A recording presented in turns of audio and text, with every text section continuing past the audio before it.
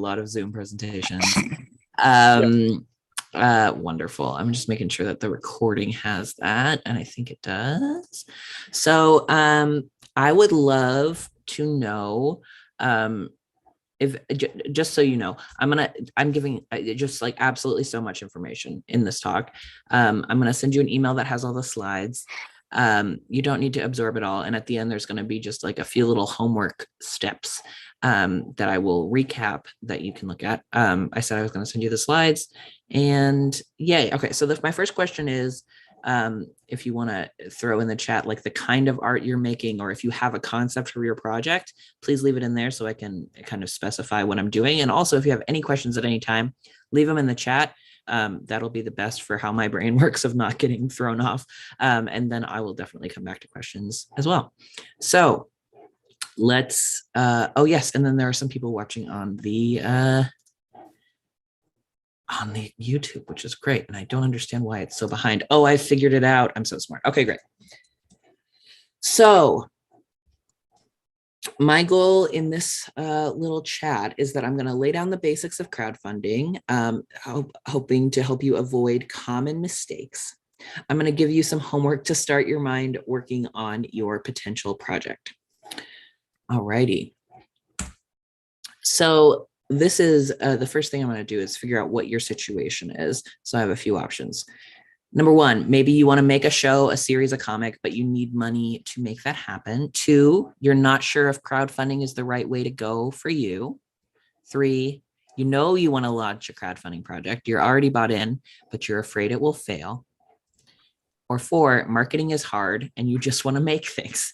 So drop me a number in the chat to give me a concept of how comfortable you are with the crowdfunding environment, because it is it's a wild world, and I know that people have various levels of knowledge about it.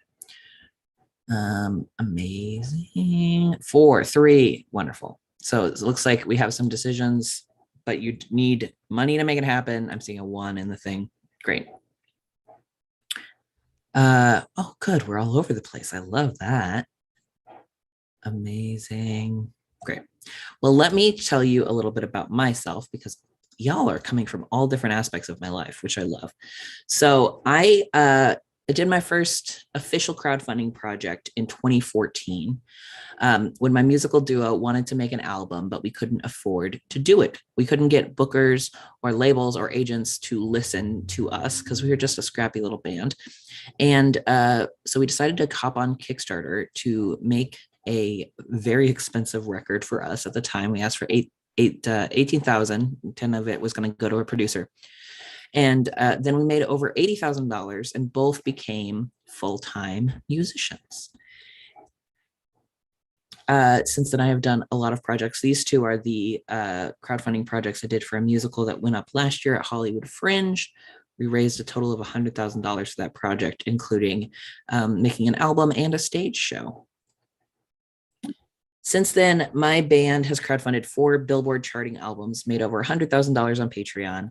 I created a class called Crush Your Kickstarter to help a bunch of other people fund their projects. And I've run over 50 projects and raised more than $2.4 million for artists. I am endorsed by Kickstarter, published by Berkeley and Hal Leonard. But my thing that I love about crowdfunding is that it's not a system that you have to be good at or know a lot about or know somebody involved to do. Anybody can do it.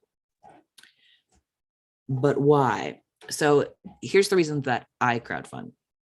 I crowdfund because spending money on art is not something that people are used to doing anymore. Streaming does not pay well. People aren't used to spending $10 on an album or spending money specifically on a video. There's also never been a better time to ask communities for support. I would say, I wrote this a couple of years ago, there have been better times to ask community for support. Everybody's broken. It's a very hard time to be alive. But crowdfunding is a game of feelings and not transactions. And there are people that have too much money, and there are people who don't have enough to make the art that they want. And that's why I love crowdfunding.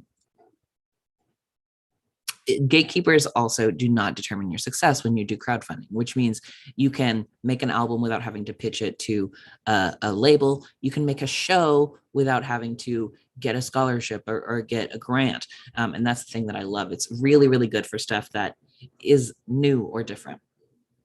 Crowdfunding makes amazing things possible. This is a little slide of a bunch of incredible projects that have been crowdfunded, including the show What We Do in the Shadows, all of these dice, things that have made, millions and millions of dollars. But it is not a sure thing. And that's why I'm here today. Only about less than 40% of projects that are launched on Kickstarters actually fund.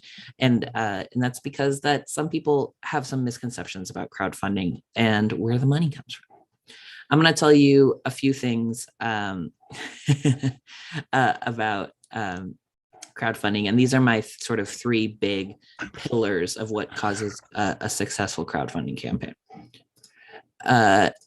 First one is a thoughtfully crafted project, an engaged community, and energetic promotion. Some people do some of these things. They don't do all of them. If you find yourself not doing all of them, that's when you find a project that isn't successful. A thoughtfully crafted project is the first step. There we go. And so we're going to talk through what a page looks like. Has anybody here, and I can see your little faces, backed a crowdfunding project before? Like back to Kickstarter, back to GoFundMe? Excellent. If you're thinking about launching one, excellent, many, I would definitely recommend that you go on the platform that is of interest to you and just back a bunch of projects for $1. Spend $10, go to projects in your genre, projects outside of your, like people who are making theater shows, people who are making YouTube series, people who are really, really famous and doing it, people who have asked for, $200. It's really helpful to know the language of the crowdfunding platform you're using.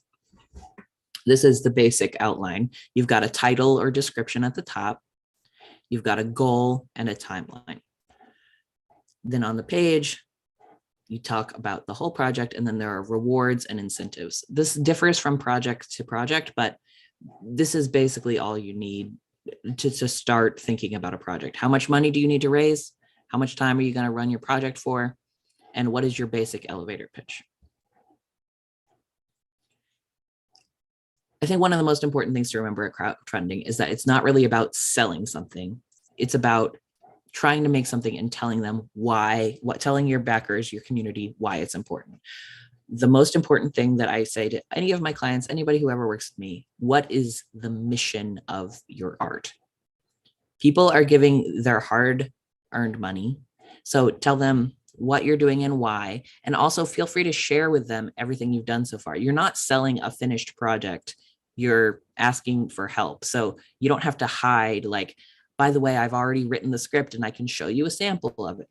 Creating an effective page is all about getting people invested in the narrative of your project and wanting them to, as soon as you start hearing like, oh, this thing might happen, wanting to be the end of that story, the person who gives you the money to actually make it possible. So yes, like I said here, goal setting, researching other projects is one of the most important things you can do running a crowdfunding campaign, and just like straight up steal people's ideas. It's an open world. It's okay. See what people are doing. This starts with goal setting. Do the math and see if your goal is realistic. If somebody who is 10 times as engaged on social media, has 10 times the size of your audience, made a certain amount of money, chances are you're not going to make that much money or more than it. It really depends on the size of your existing audience, which could be your friends and family. I really think that anybody can have a successful project if you ask for the right amount of money. So thinking about that goal before you launch is really important. And I'm going to talk, I promise, about how to increase your audience size so that you can get to the goal that you actually want. When you set your goal, you've got to calculate your budget, including fees, shipping costs, safety, and mistakes. That's a whole can of worms, but I want you to remember that that is important. And also use a mission statement to determine which parts of your budget are necessary and which parts are nice to have. A lot of people will come to me and will say, like, I want to raise $35,000 so that I can hire a really fancy director and a really fancy stage to do this thing.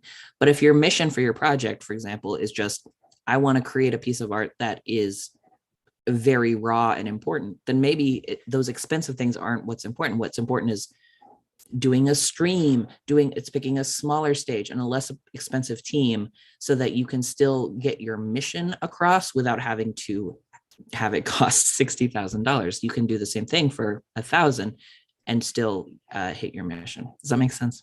I'm saying, yeah. Mission-based projects are by far the best way to fund art. And this is reflected also in rewards. So a lot of the times, I know some of you have backed a Kickstarter project before. When you're on there, you can get a t-shirt, you can get a keychain, you can get all of this stuff. But honestly, the number one reason people back a project is to support you. So don't overwork yourself on incentives. Don't sign yourself up like I once did with literally 6 months of work trying to cover songs for people who had given me $300 a piece. It is I guess a Pandora's box of possible work that you could sign yourself up to. Just design rewards that you think specific fans would enjoy.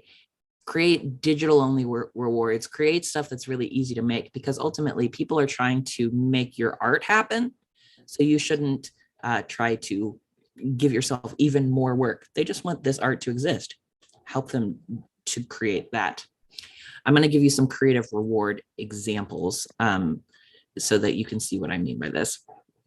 The number one reward I recommend, give them a digital copy of the show, of the album, of the event. Just, hey, you want to make this show happen? You want Lisa's incredible show to exist? Great news. Give me $10. You can watch a YouTube video of it later. And that's where most of your backers are going to be, at that sort of $5 to $25 level. Give them a social media shout out. That's free. That's easy to do. And a lot of people, depending on what your audience looks like, will really enjoy that. Maybe if you have a fun crew of people putting stuff together, can you do a Q&A or a Zoom rehearsal check-in where people can watch your rehearsal, or maybe you just set up a camera in the corner and people can go say hi to the audience while you're rehearsing. What can you do that's unique? So is there a skill that you have that you can do for free that your audience will enjoy, that won't take you too much work? Can you, do tarot readings for people? Share your favorite recipes.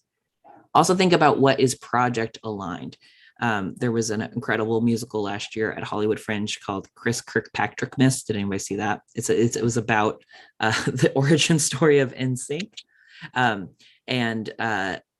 My thought with that would be, maybe you can create a personalized boy band playlist for somebody's event. If somebody gives you $60, you can make them a Spotify playlist if that's something that is fun for you and closely aligned to the mission or your project. And mission aligned, are people interested in a certain cause? Is your project about, transparenting? Is your project about Star Wars? Is your project about making sure everybody, washes their hands? What can you do can you throw a little free Q&A about that sort of thing? Can you create a PDF with a backstory on your art? All of this stuff. I'm gonna start moving faster, but these are reward ideas that hopefully won't cause you a lot of stress, which is where people really get caught up. Crowdfunding page. The goal of a page is to look professional. People are taking a risk, so spell everything correctly. This is something that I will tell you, this page is specifically made from my place of people sending me their projects like, why hasn't this funded? And the answer is, your page doesn't look professional. It doesn't look like you've put that much work into it. So why would somebody give you their hard-earned money? Also, people love visuals. If you're selling them a t-shirt, they want to see a picture of the t-shirt. If you're selling a show, we'd show them what the experience of being at a show is like. Show them a picture of the stage. Also, make your page very skimmable, because people hate to read. Like humans as a species, we're not very into reading big blocks of text. So break it up with like some headers, make a summary. So people don't have to spend 20 minutes deciphering your page before they give you money. Just, they can look at it really quick, 3 minutes, give you money, move on with their lives. All right. This is a question that I get a lot, which is, what are the differences between the different crowdfunding platforms? I think a lot of people have heard of Kickstarter, but there's also Indiegogo, Patreon, PayPal. The main differences are in reputation, or the genre or the community involved in that thing. Kickstarter is a little bit more tech savvy. Indiegogo is better for like international folks because you can use PayPal on there. GoFundMe is really nice for if you don't want to have if you're just looking for generous people to give you money who don't necessarily have that transactional relationship. The other big difference is a funding structure. So a Kickstarter campaign is all or nothing. Either you're going to hit that goal or you're not. And if you don't hit the goal, if you raise $6,000 of your $30,000 goal, you just don't get any money at all. Also, the project structure. There are some campaigns that are every month for years. People can donate to me on my Patreon, whereas a Kickstarter is really nice for that big shot of investment all at once. Ease of use is another big difference. There are some pages that are really easy to use for the creator. There are some that are really easy to use for the backer. And then fees. I will say fees are pretty much the same on every platform. There are a couple platforms where your backers can pay the fee for you, which is very nice. But for the most part, fees are about 8% for everything. So I'm just going to go through these platforms real quick. Kickstarter and Seed and Spark are all or nothing platforms. That means that you have to set a goal and you have to reach that goal. Indiegogo and GoFundMe have a get what you get option. So you can set a goal of 10,000, you can raise $200, and that is money you get to keep. You maybe are on the hook for fulfilling some rewards without making that full amount of money, but that's totally fine. And then there are things like Patreon and Ko-Fi are my two favorite ongoing subscription platforms where people can just kind of constantly keep you supported. Like if you're doing a monthly podcast, something like that. The other option that I really encourage folks to remember is you can have people just send you money on PayPal. You can have people buy things on Shopify. You can ask for checks from your family. If you're doing a campaign and it seems like most people involved are not super tech savvy, hey, just tell them to give you some money in a check. You got to have a system for that, and it works pretty well.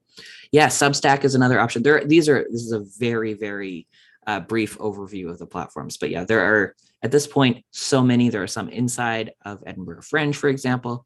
The nice thing is that people, more than they did 10 years ago, kind of understand what crowdfunding is, what a page looks like, and it doesn't really matter what platform you're using. It just means that if it's a new platform, you're going to have to bring all of your audience there. It may not be so much people discovering you from within the platform. All right. Step 2 is the engaged community. An engaged community, I think, is the most important thing about launching a crowdfunding campaign.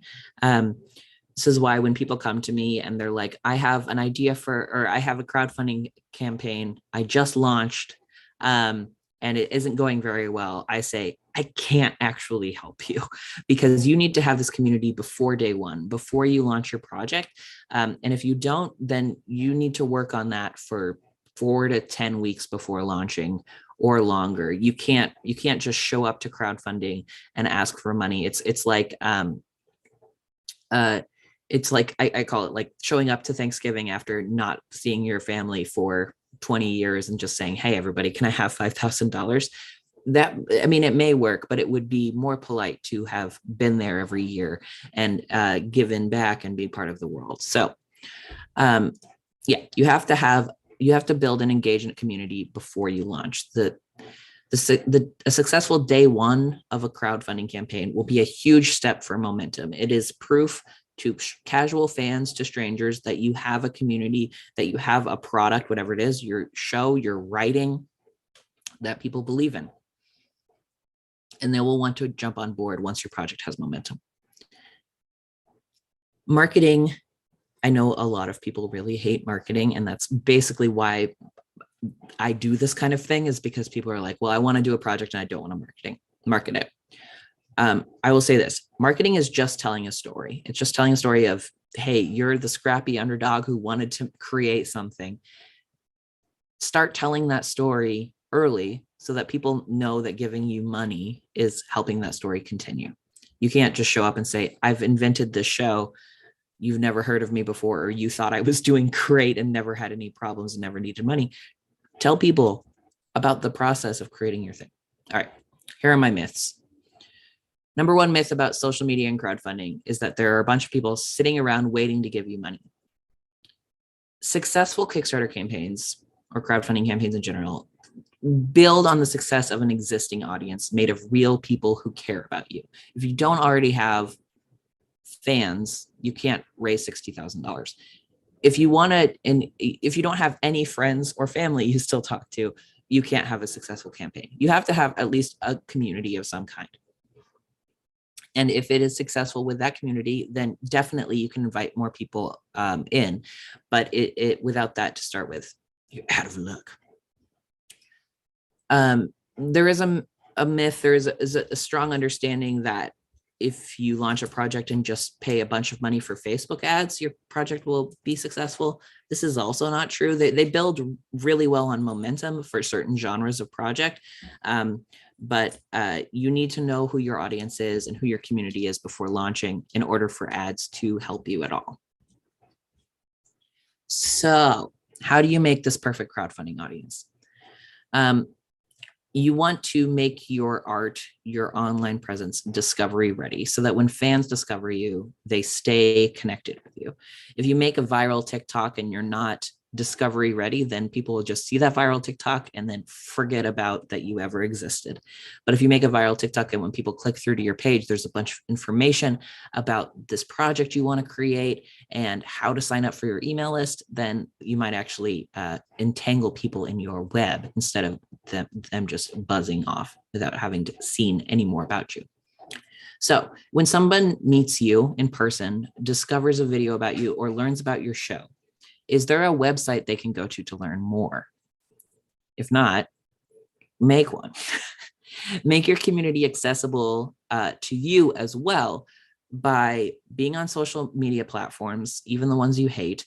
I will be the tough love dad that says, if you are looking for people between the ages of 30 and 70 to back a project and you're not going out in person, you need to be on Facebook. It's a nightmare, but that is the place you need to be. That's where folks are.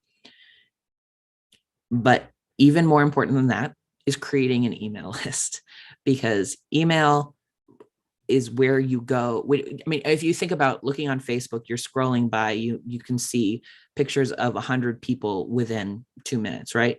If you're in an email and you open that email, it's just that screen and you. That's a one-on-one connection. And also you can click a link right there. Whereas on Instagram, even on Facebook or Twitter, if people are clicking, if there's a link there, the algorithm is way less likely to show it to people because they don't want people to leave their app. So my homework for you here is to start an email list and use it, set a goal of once every 8 weeks to tell people what you're up to. You don't have to have something to plug. You don't even really have to have anything to show. Start a tiny letter that's just like, hey, this year, I want to make a show. I'm going to tell you how it goes. How's everybody doing? All right. These are some of my favorite resources. Textful is a text to join mailing list service. So if you were doing a live event and you want people to join your email list, I use Textable. I will say these days you can just use QR codes for this, which is really nice. Before the pandemic, nobody used QR codes. Now everybody's super comfortable with them. So that can be a really helpful option. But I love a Textable where people can text me at the end of a talk. If I'm giving a concert, I'm in a touring band, I say, hey, everybody text this number, and I'll send you a free song.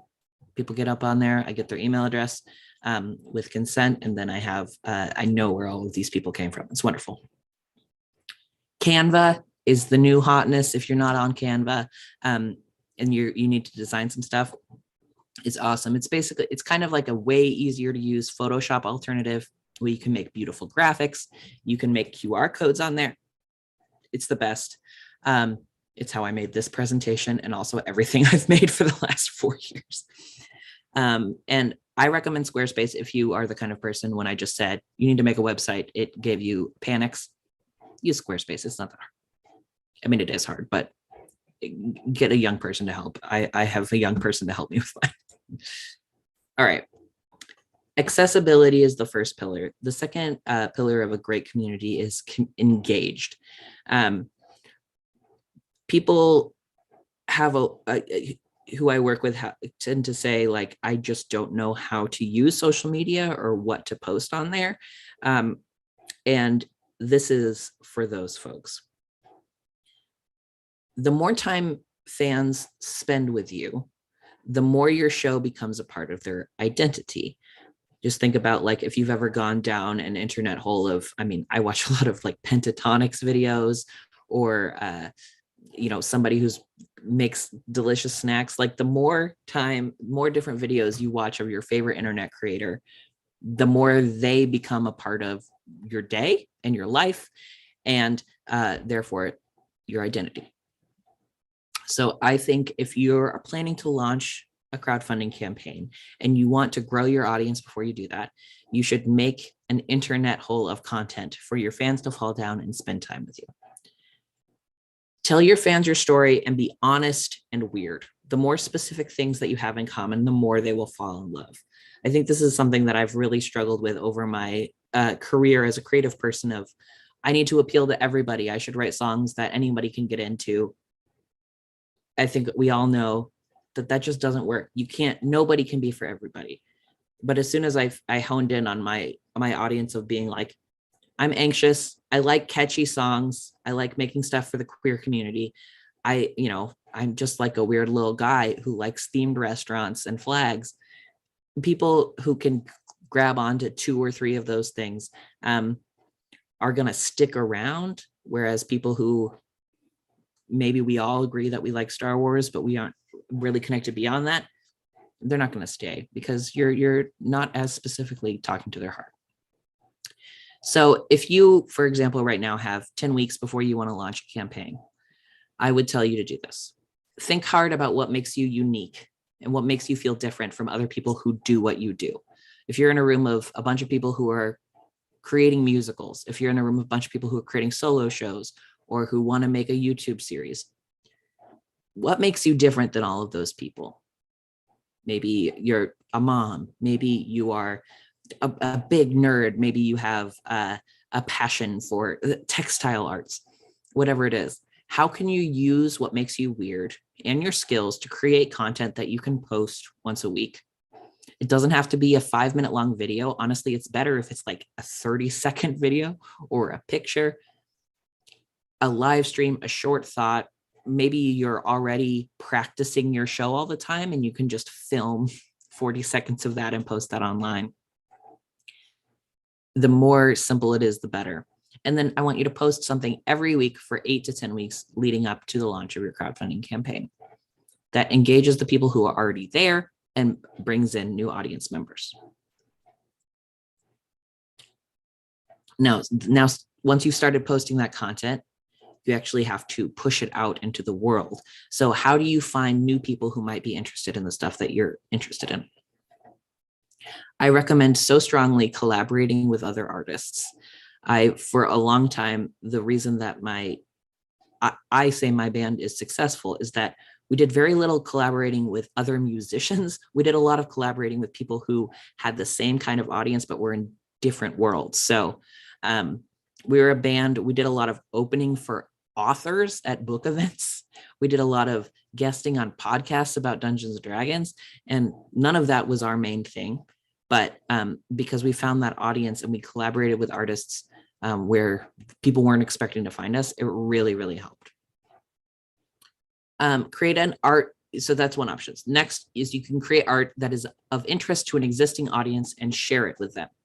So let's say the show I'm working on right now is a show about trans guys throughout history. It's a musical. It's a solo show. So I'm probably not going to go into communities of people who like solo shows or people who like musicals, because that's a little vague. And also that's where everybody is pitching their solo shows and their musicals. Instead, I'm going to go into the world of people who are really interested in history, like a very specific, like queer history Facebook group. And maybe I'll make a little video where I sing one of my songs about a queer guy from history and show pictures of what that guy is up to.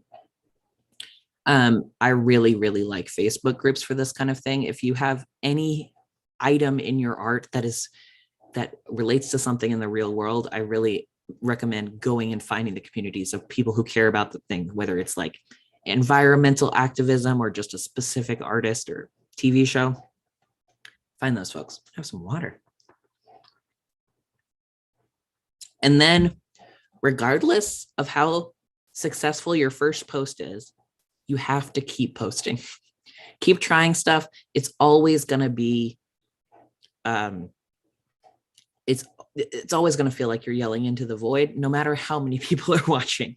So you just have to make stuff that you enjoy. Your online content does not need to be perfect. This is another thing that's really important. Your goal is eventually to be asking for money. And so it is okay if you look like you need money. You're not creating an Oscar-winning short film. You're creating an Instagram reel. People want to help people who need a little help. So feel free to share the cracks, you know, show the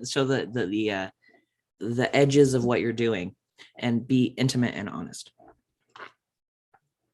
My suggestion for you, for anybody who's thinking about launching a project soon or wants to build an audience, is just tonight, try to make an Instagram reel or a TikTok without buying or learning anything. Think about the weird stuff you can do. Think about your party trick, whatever it is, and just make a 15-second video about it on your phone. All right, energetic promotion. I'm going to talk about that. I'm also going to take questions. If you want to drop them in the chat now, you can, or even just tell me about your project and see if I have ideas about that kind of stuff. Honestly, this kind of thing is really, really fun for me. It's so much more fun, and you probably all experience this as well, to help other people with their art than try to market your own. Marketing your own art is such a nightmare, but it becomes so much easier when it's someone else. All right. Promoting a crowdfunding project is the most stressful thing I do. I've done it 50 times. I actually just funded a Kickstarter today. It's always so stressful because you're asking for money, and that's a thing that we as a society have decided is shameful. But it's not. And my number one, thank you, Arthur. My number one piece of advice to you is to have a plan. So let's talk about that, what that looks like. Promoting a crowdfunding project is 2 months of work. So having a way to know what is the most effective is going to really serve you, because it's so much. I recommend using your art, using the thing that you're trying to make, instead of just saying, please give me money every single day for 30 days, right? Saying, please give me money. It's not only demoralizing for you, it's also kind of boring for you. It actually might work fine for other people, but some people might get annoyed. So if you make a plan ahead of time, I think you'll have infinitely more energy to talk about the amazing art you're going to make, instead of just slogging through repetitive posts. So what does that mean? Just sit down with a piece of paper, do whatever your brainstorming setup is, and think about every aspect of your project. What are the inspirations? So like for me, I worked on this new musical I'm working on. It comes from all of these books that I'm reading. Who are the people involved? I have a co-writer, I have a director, I have my girlfriend who's very supportive. These are all people involved in my project. Do you have a list of tracks, of chapters, of characters? Who are all of the little pieces involved in your show? Is there, I have a character named Joanne in my new show who would make for a great post. Think about what you use. Everybody loves seeing other people's, at least I love seeing other people's tools. I want to know what pens they're using. I want to know what their to-do list app is. And then what are the steps in creating your project? So you're brainstorming every aspect of your project, and then you're taking each of those individual things and turning them into a social post or an update that you can post during your project. So if I think about, the least related thing that I just came up to with was probably like, my girlfriend's very supportive. How can I use that as a way, as an interesting post to support to post about my project?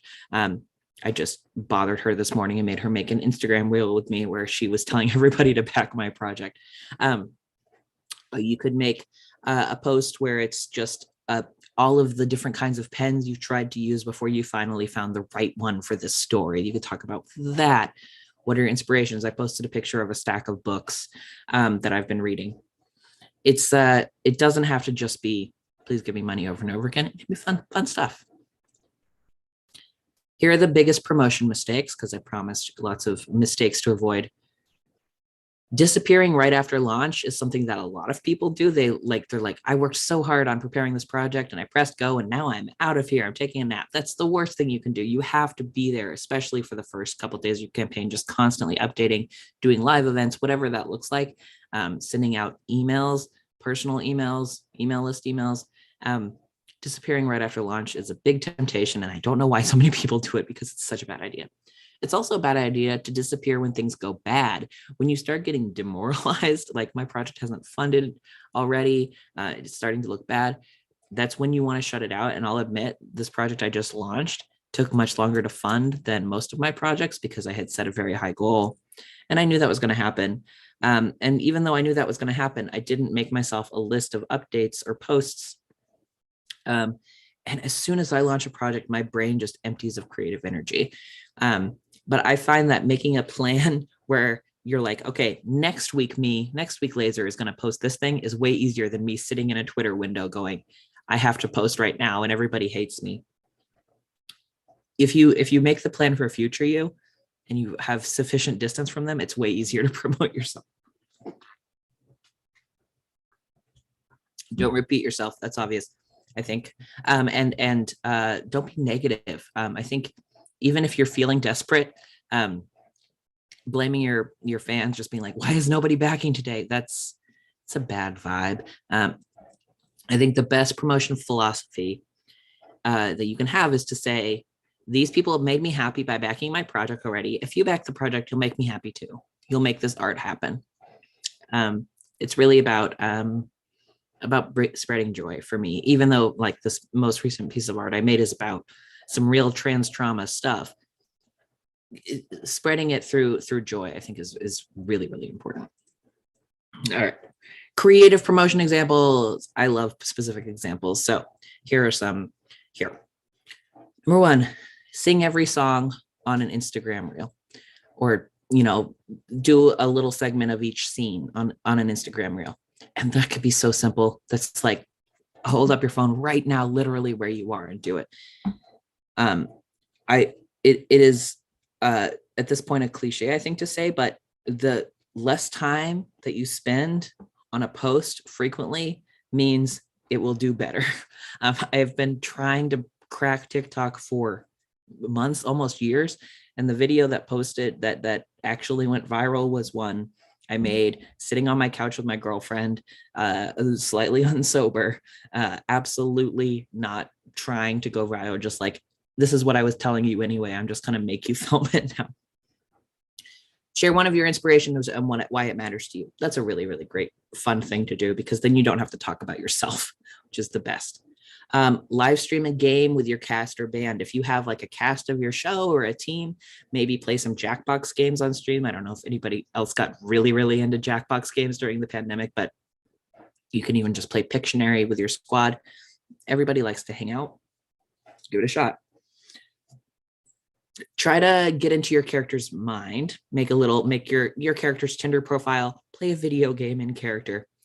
Have some fun in your world. And think about, we've done this already, what is project aligned? I did a musical about robots last year, and during our crowdfunding campaign, I interviewed other people who had written fiction about robots. We had a really good time. Think about, what is mission aligned? I made you come up with a mission statement for your project. What can you use? How can you combine the mission of your project and maybe some memes to make some fun content? All right. So that is, those are my 3 steps for crowdfunding success. I will say, I know I'm rushing through this and this is a ton of information. I will be sending you this thing. And also you can always ask me a question. I'll make sure you have my email. But my main goal is for you to know it is a lot of work, but the work is, hey, share the thing that you care about a lot. I'm going to show you a crowdfunding timeline because so many people have come to me the day before they need their money. I think if you have 12 weeks before you launch, that's awesome. If you don't, that is also okay. But this is what I would call an ideal crowdfunding timeline. 3 months ahead of time, 8 to 12 weeks, become discovery ready. Make sure you have that website. Make sure you have an email list that people can sign up for. 6 to 10 weeks ahead, you start posting content every week. Then your next step, 4 weeks ahead, is you create your budget, you create your goal, you create your rewards, you build that beautiful crowdfunding page. 3 weeks, you make your promotion plan so that you don't have to do it once you've already launched and your brain is empty. 2 to 4 weeks ahead, write your page and make your crowdfunding video. 1 to 3 weeks ahead, you submit your project because it has to go through an approval process for whatever your crowdfunding platform is, and make the video where you're talking about your project. And then, and warn your audience, give your audience a little heads up that it's happening. And then you launch your project. All right, I'm going to go over this homework one more time that I've told you about. If you're thinking about crowdfunding, here are some fun things you can do now without having to do a lot more thinking. Start an email list and start telling those people your story. Back some crowdfunding projects of various sizes so you can follow their journeys and learn through osmosis about what crowdfunding is. Make an Instagram reel or TikTok video or Facebook video or whatever without buying or learning anything. Figure out what you can do right now. And then make a list of 10 different stories you can tell about the individual details of your project, because that will be great content. All right. Cool. That is my presentation.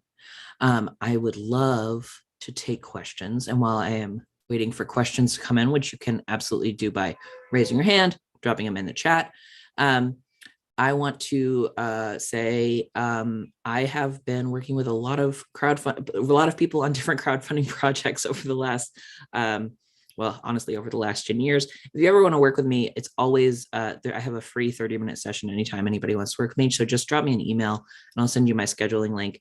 And I do a lot of other things if you want to have somebody that you are paying to think about your project so you don't have to think about absolutely every aspect. I am available to do that. Amazing. Okay. Any questions, comments, feedback? Hi, Arthur. Craig says, I'll watch this in detail. Falling asleep. Okay. Yeah, Craig's on the East Coast. Arthur, how you doing? What are you crowdfunding, my friend?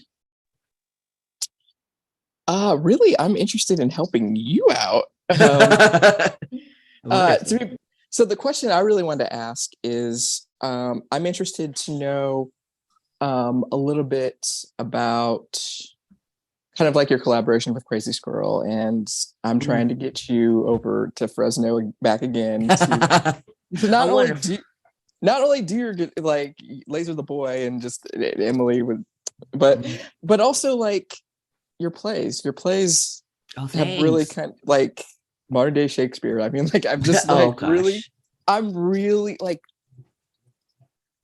the levels, the depths, the way, the length of which we've known each other has been so beautiful. And I don't want to go too happy for the rest of the audience, but I just want to like really say like, what's the best way for everybody involved to kind of like, as venue owners, as photographers, as other people in this space, how can we best support those who do crowdfunding? Oh, that's so wonderful. I mean, I think a lot of people, a lot of the things like I, for example, know you're a photographer. Photography is always a huge cost when it comes to crowdfunding. It's all, it's something that takes up a lot of bandwidth. But also, like you're saying, spaces, that kind of stuff. Any sort of collaboration is not only a wonderful way to build your own audience, but also a huge way to help. And being a helper is always very much appreciated.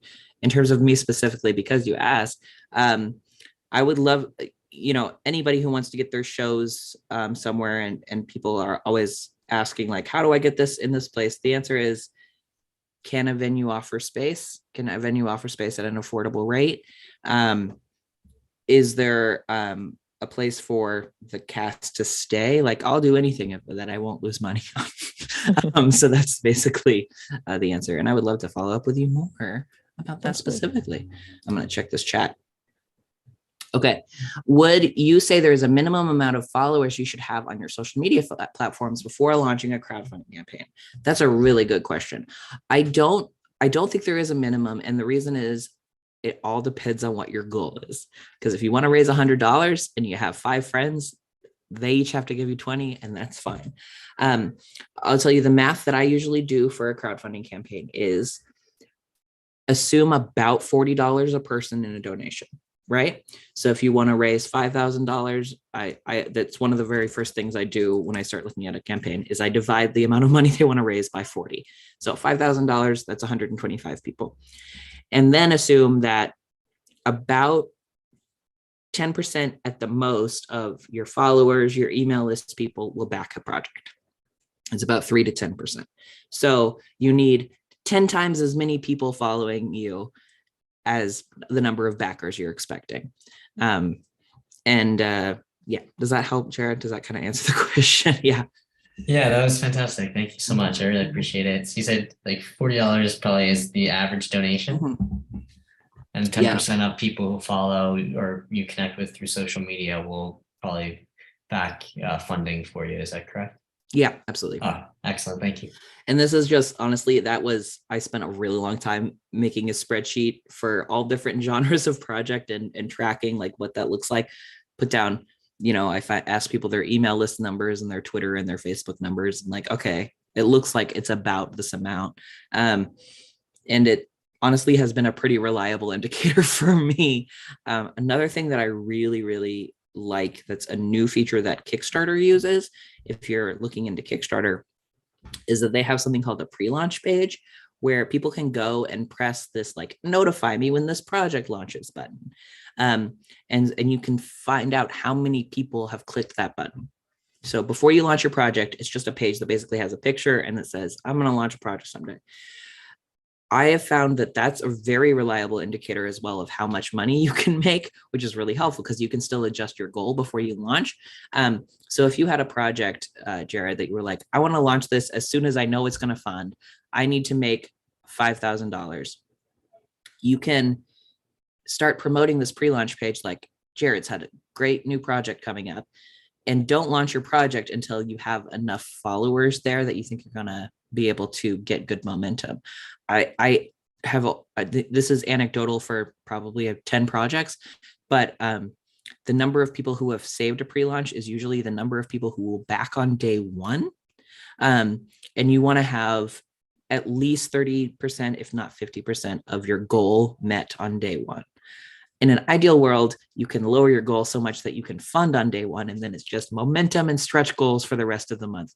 But if you can have enough people to fund 30% of your project on day one, already clicking that pre-launch link, it's great. It also tells you if your audience knows how to use Kickstarter and they're willing to click links for you, not only that they exist. Excellent. Thank you. That's really helpful. Thanks so much. Absolutely. I'm a big nerd about this stuff. I hope this was cohesive. I'm very warm. Amy. I'm just going to raise my hand because I love it. How I roll. I've done this successfully twice before, but the projects that I used this for, one was for $162,000, and I had a partner for that.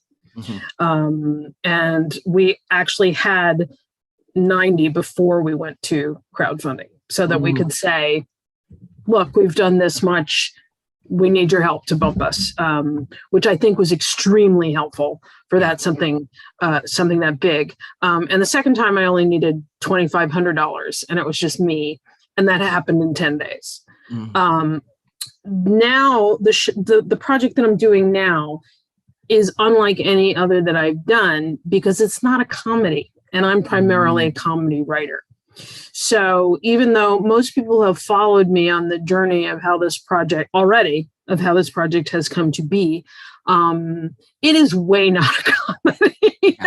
And I'm trying to best find ways into that. It is not necessarily, it's most of it isn't about me, although there is a section where obviously I say why I'm so consumed by the subject and why I felt compelled to do this. But it's, I have to say, it's been hard because although it deals with an event that happened 35 years ago and all the magical things that happen to lead me to something connected to it later.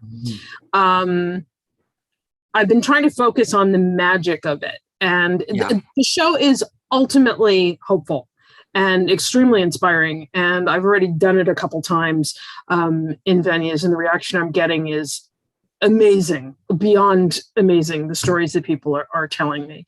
But I'm wondering if any of this changes any of your any of what you've been through, if you might have additional thoughts for people who are not marketing things that are comedic.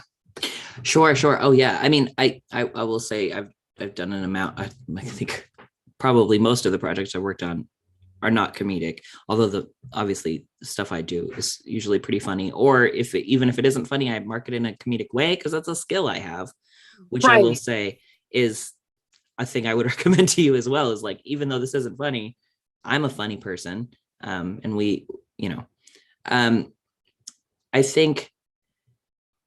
I mean, ultimately, it's all about that mission, right? It sounds like you have a very, very deep mission in this project. Is about the mission and why you care about it, which obviously is the thing that people will connect with. And if it's different than what you've done before, that's totally fine, because the people who are going to back your project are there for you and not for a product. But I don't think content has to be funny. I don't think it has to be something that makes you laugh necessarily. I think just getting really, really deep into what you enjoy watching online and seeing if there's a way to apply the things that grab you or make you a fan of somebody or make you interested in something. Like, what is it about that? Is it people being brutally honest, like honest to a point of like risk and like exciting, like, oh wow, I can't believe they shared this. Like, that's what usually gets me, of like, I've never heard somebody say this thing out loud before. Or is it beautiful music, or is it, something relatable, something interactive? Like, what is it that you're really excited about? I don't think it has to be comedy. Does that make sense? Is that helpful at all? No, it does. This is about a specific thing that is worldwide, and ultimately, I think this is ridiculous. I'm such a potty mouth hard ass, and this show is about what people can do for each other in the midst of terrible tragedy, and about finding the gardens and the helpers, as Mr. Rogers might say, and how someone like me, who is a potty mouth hard ass, followed magical and strange coincidences that led me to discover this, to the place where I discovered this. I wonder, I mean, one of the things that you said, and that I'm really picking up from this, is that when people see your show, they want to tell you stories also. They want to be, which makes me think that there may be a way to build community around this that's very much involved in what other people's stories are. So maybe I have that component in the show. I'm having a feedback component in the show, but I didn't think of that as being part of the fundraising. Yeah, maybe. I mean, it might be either a reward or just like on your, if you're like promoting it, if you were promoting it like on Facebook or whatever, like maybe once a week there's like a quote from the show over a picture of you, very classic, but maybe also once a week there's just a thing that's like, have you ever experienced this? Or what's your favorite example of this? Or what's your favorite quote about finding the good in the world? Or, and then people can experience each other's stories. That is a great idea. Thank you for that. Yeah, because I was trying to think of ways to make it not about me. I was trying to do the whole show not about me. But you're an artist. It's always going to be about you somehow. Well, what can you say? I think that's the whole of my question. I'm about 55% of the way there at this point. And it is, major people, and then it's the big poppies and the small dandelions that make the whole. Oh, absolutely. And that's I didn't say this before, but like as you know, since you've done this stuff before, like finding those big investors is very helpful. Obviously, like, you know, one $2,500 donor is the same as 100 $2,500 donors when it comes to money. And I think they're both very helpful. I mean, like, I always like to have a really big push and incentive for $1 backers, just because the community and the word of mouth is really helpful. But when you're building like maybe a reward structure for people who give you $2,500, or figuring out how to market that, I would say the most helpful thing to do at any reward level is picture a specific person. If you can't think of who that person is that's going to give you $2,000, that person probably doesn't exist yet. You have to think about, like, you know, I have some people that I think about and I know their names, and I know the kind of stuff they're into, right? Like, it's like maybe my whole audience as a whole really likes queer focused content, but my big investors really want to be involved in, like, I support independent art, and that's the mission that appeals to them, or they want to get behind the scenes, or they want to feel fancy, whatever that looks like. And that goes for any reward level also. Like, if you can't picture the person who would buy the keychain, don't make a keychain. Don't spend money on that. Think of the people who would buy, maybe they're more enamel pin people, but imagining those fans, as you know, Amy, because this is the kind of thing you do a lot, is very important. Great. And just one last question before I shut the fuck up. I've had people say things who, you know, I'm catching up with in emails, and I always do also a round of personal emails, which I, you know, never do anymore because I can't, it's unwieldy. But when I'm raising money, I send personal emails, and I take the time. I've had people say the following, and I'm wondering if there's any better answer than having to explain what crowdfunding is. Oh, sure. And people say, I wish I could give you wads of money. And it's weird to then come back and say, yeah, well, that's actually why I'm crowdfunding, because it just takes many people doing what they can do, has the same effect. Mm-hmm. So they say they wish they could give you money, but they don't have the money to give you. Is that the situation? Yeah, well, that's not true. Yeah. But I think that they think that the only thing that I'm looking for is big money, when obviously I'm not, because that's what this is. Right. That's why you do it. So is there a way to say that without sounding like a dick? You know, I think that the shortcut that I have been relying on is the fact that when you have like a crowdfunding page, there's a $25 level right there, and there's a $2,000 level right there, and like, pick your poison. But I've never been confronted with somebody who didn't understand that. I don't know. I'm very it's happened twice now, and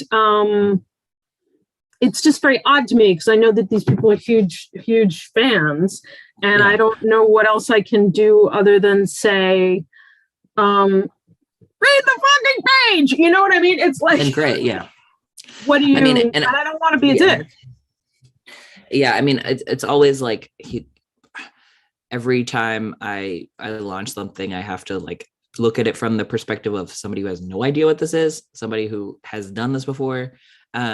And just try to make it possible for anybody to understand it. And I usually try to, like, you know, I have a bad habit of blaming myself of like, oh, somebody didn't understand that. Then I have to make it easier to understand. And, I don't know. I will say that sounds hard. And I validate you. That sounds like a difficult conflict.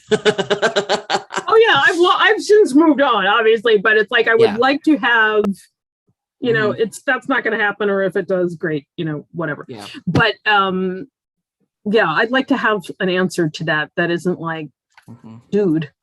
It's like, well, I mean, you could say like, thank you so much. You know, maybe what I would do is like, I totally understand if you can't give, this is the link to the page. If you know anybody who might be able to give me anything from 10 to $2,500. That's always the answer to, I can't help you, is who can you recommend who can? That's always. And maybe just including in that, like, do you know somebody who could give me $10? And they might be like, wait, I can give you $10. That's, you know, like, this is the page to. you I know, actually that kind had of thing. British people in my last campaign who said to me, "Do people actually do that? We see you, you know, promoting this. People actually give you like $10." And I'm like, "Yes, and I love them that's the all." whole, yeah. That's the point. And then they sent me Yeah. $10. I'm like, "Great, thank you. Here's your free MP3. You know, now you're part of this. Now you're part of my community. You know, so Yeah. there you go. Thank you. There you go. Well, Thank you, Lisa. everyone. I just want to make a comment because I found that people that we think have all the money in the world and they do are the time with their purses. So that's the thing. And so I think that's a great laser. That's a great suggestion because it's like, well, do you know anyone? And you know, that way. Well, it's also a targeted thing. I mean, having approached people for large amounts of money who I know have it, I will not approach everyone for every project. Yeah. Because you just have to know, oh, I think they'd really cotton to X. Or I've even done, when I did that major thing, I actually got a very large donation from someone by line iteming things in the budget that I knew are what floats his boat. And so I didn't ask him for the whole thing.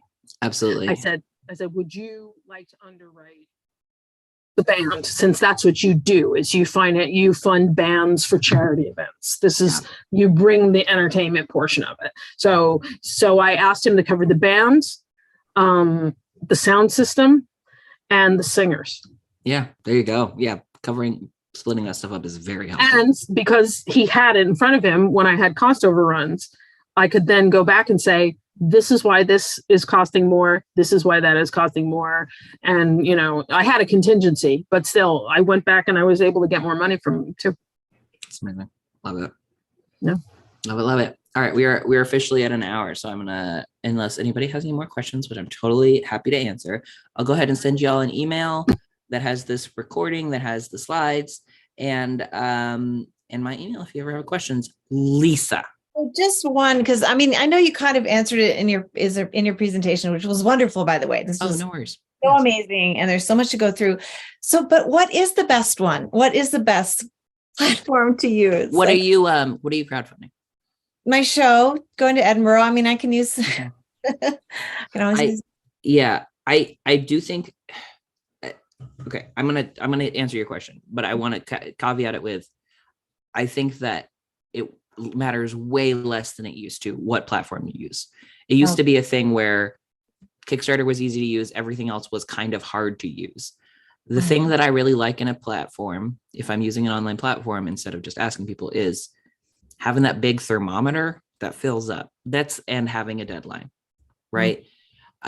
So because urgency and social proof are the things that make people act, right? Like other people that are cool are doing this. So having quotes, having that kind of stuff, and being able to see that other people have already backed this project, and then having a deadline.